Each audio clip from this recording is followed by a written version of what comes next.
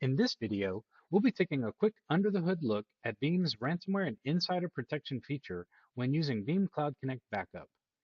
An easy way to think of this feature is to think of it as a recycle bin, which you'll hear me refer to it as throughout this video. The recycle bin is a secondary, and I'm using air quotes here, offline repository. This repository isn't fully offline in the traditional sense of being air-gapped, but rather is just offline from the perspective of the tenant's Veeam console, as it cannot be seen or managed. So let's take a look at how the recycle bin feature is configured. As you can see, I have my Cloud Connect tenants here. We go to Properties, Backup Resources, and here we have the Keep Deleted Files for number of days setting. The recycle bin preserves files for the number of days that is defined for the tenant, which is 7 days in this case. And note that there is a maximum of 99 days for this setting. And as the interface describes below, any deleted backups will not count towards the tenant's quota consumption and also cannot be managed by the tenant. Let's now take a look at what the recycle bin actually looks like. The recycle bin is a separate folder within the service provider repository alongside the tenant repository.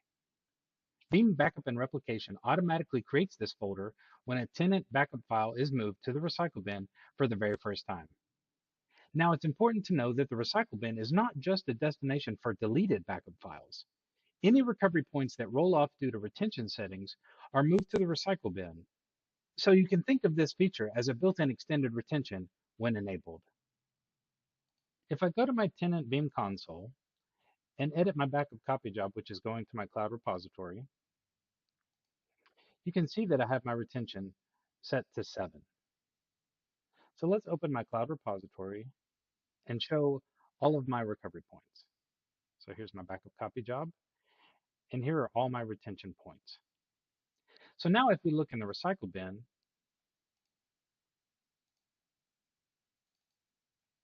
and I should pause here and just note that this is just a demo environment. So I'm able to browse to everything from one place. In a real scenario, you won't be able to open a file browser and browse the recycle bin from the local tenant Veeam server.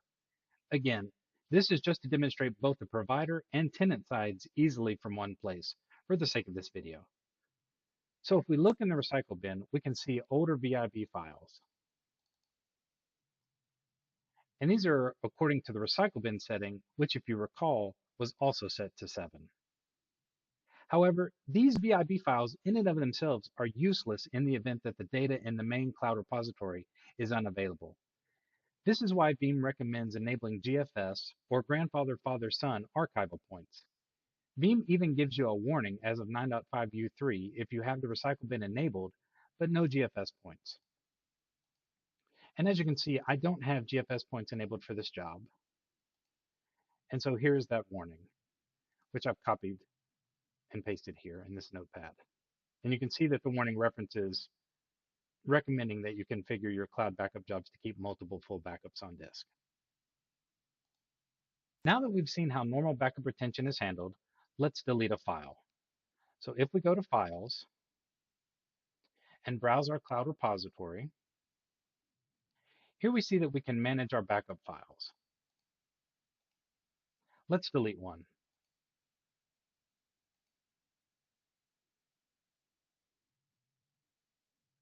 Let's verify that it's gone from the repository. And it is, as it was the June 2nd recovery point. Now let's check the recycle bin. And here we have the deleted recovery point. At this point, I should note that Veeam recommends contacting support when looking to move files from the recycle bin, as metadata files aren't ever moved to the recycle bin, so restores can be tricky without proper guidance.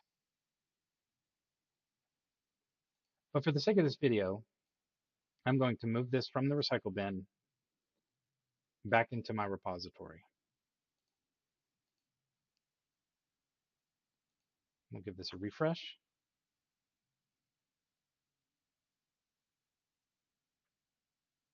And here we have the VIB file back in my cloud repository.